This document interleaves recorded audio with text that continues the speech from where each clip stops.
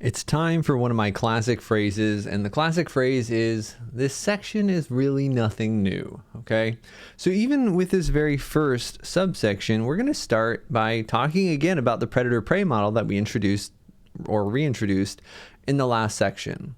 Most of this section is basically taking concepts from chapter 1 of like slope fields, about phase lines and other things, and equilibrium points, etc. And how do those look when we're dealing with systems of differential equations instead of just a single differential equation. So it's going to be mostly the same. And again, most of these things will look pretty much as you might expect for multiple variables. So let's remember back from 2.1 what our predator-prey model looked like.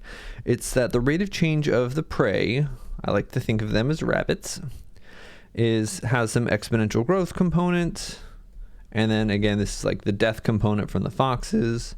The rate of change of the predators, I like to think of them as foxes. Well, they're dying off normally, but they will grow based on how many rabbits there are. All right. And this is kind of our basic model. Remember that we could also adjust this model to include logistic growth here if we wanted, but we're not going to do that for this part. So what we're going to do is we're going to introduce vector notation. And you may have done some work with vectors. You may have done, I've really honestly seen quite a few different notations for vectors. But what we're going to do is we're going to say, okay, let's look at a population vector, and let's call that P of t. Now, normally, these are written in boldface. Vectors are written in boldface. That's very normal. But if you're writing with a pencil, it's much harder to make things boldface. So a lot of times people might do something like that. But again, if you want to just like write it like P of t like this, that works too. I'm going to be writing it like this. This is how I was taught, and this is how it's easiest for me to write with a pencil. But again, boldface for vectors or an arrow for a vector, they're both fine.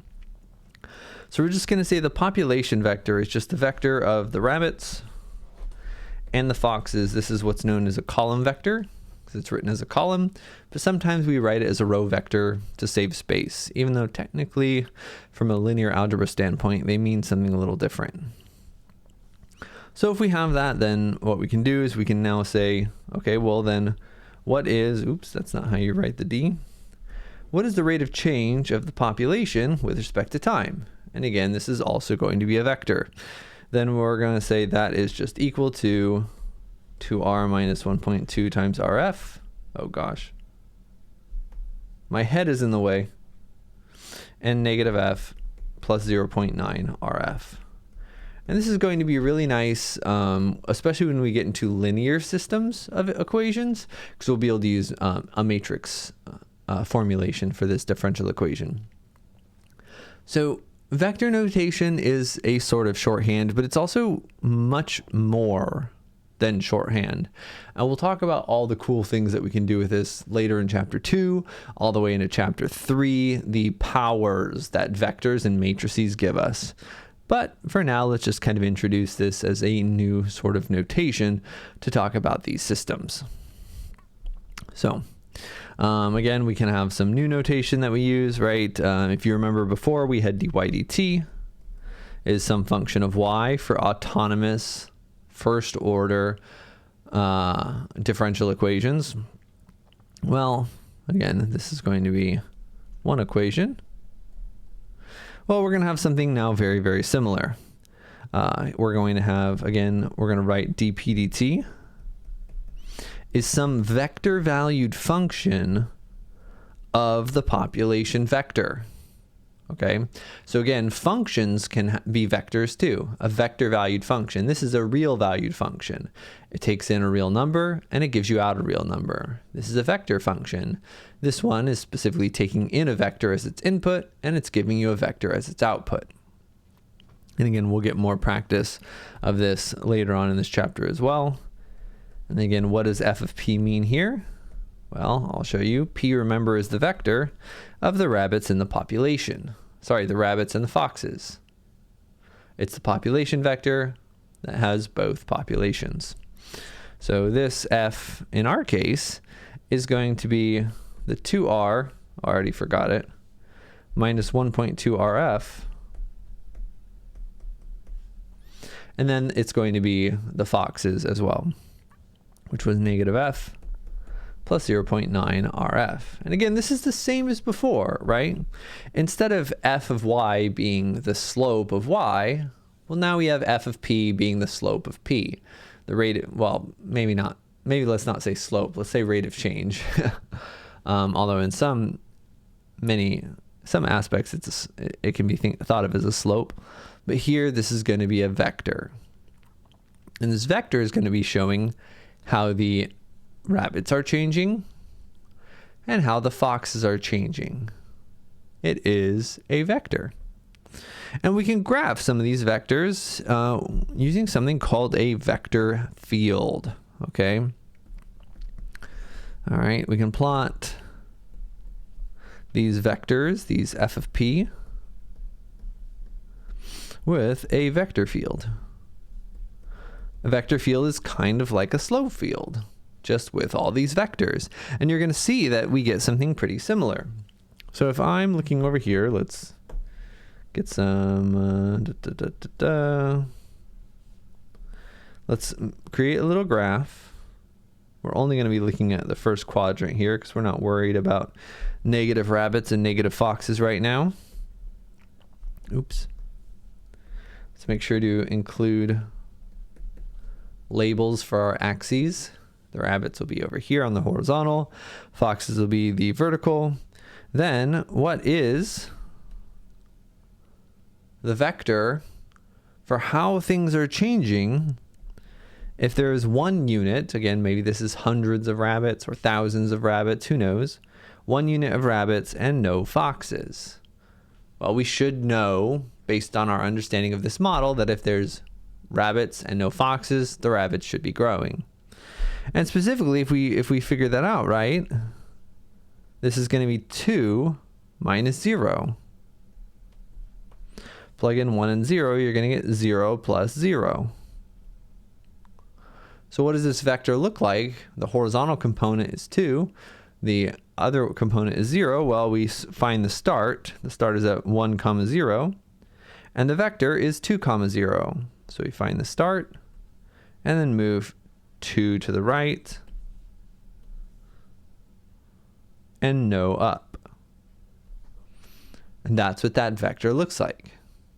And that tells us, right, that if we are at this point in the RF plane, we're moving this direction, which makes sense. If we have rabbits and no foxes, yeah, we're going to get more rabbits and still no foxes. And we could plot some other ones as well. We could plot as many as we wanted. Let's plot 0, 2. We know what should happen here, right? If we have no rabbits and 2 units of foxes, we're going to be losing foxes because they've got no food. And sure enough, we look at the point 0, 2, and we find out, okay, what does a vector look like at 0, 2? Well, the rabbits are 0. We get negative 2 plus 0. Okay. Not surprising. 0, negative 2 means we go down 2 and over none. Again, this is what we might expect. We could do another one. Obviously, we could do many of these. Let's do one that's more interesting. If there's 1 rabbit and 1 fox, what do we get? We get 2 minus 1.2. That's 0.8. And then negative 1 plus 0.9 is negative 0.1. Okay, this one's a little bit more interesting, right? This is saying that if we have 1 fox and 1 rabbit, then the rabbits are growing by almost 1, and the foxes are decreasing by 1/10. And we get a vector that looks like this, right? The horizontal component is almost 1. The vertical component is negative 1/10. So I said it's not really a slope, but really, right, vectors and slopes are, they go hand in hand. So we could plot a whole vector field like this, right? I could do this for every point. It's going to take a long time. You know what else we can do? We can use technology. All right. Just like we used a website to plot slopes, we can use websites to plot vector fields. And here is one that is generated from the book. We will also be using actually the same plotter that we use for slope fields can also plot vector fields. This is not quite a vector field, but we'll introduce what that is later. Here's a vector field for this system. And again, there are vectors down here on the r-axis and the f-axis. This is sort of what it looks like, and it kind of looks like a mess, to be honest, right?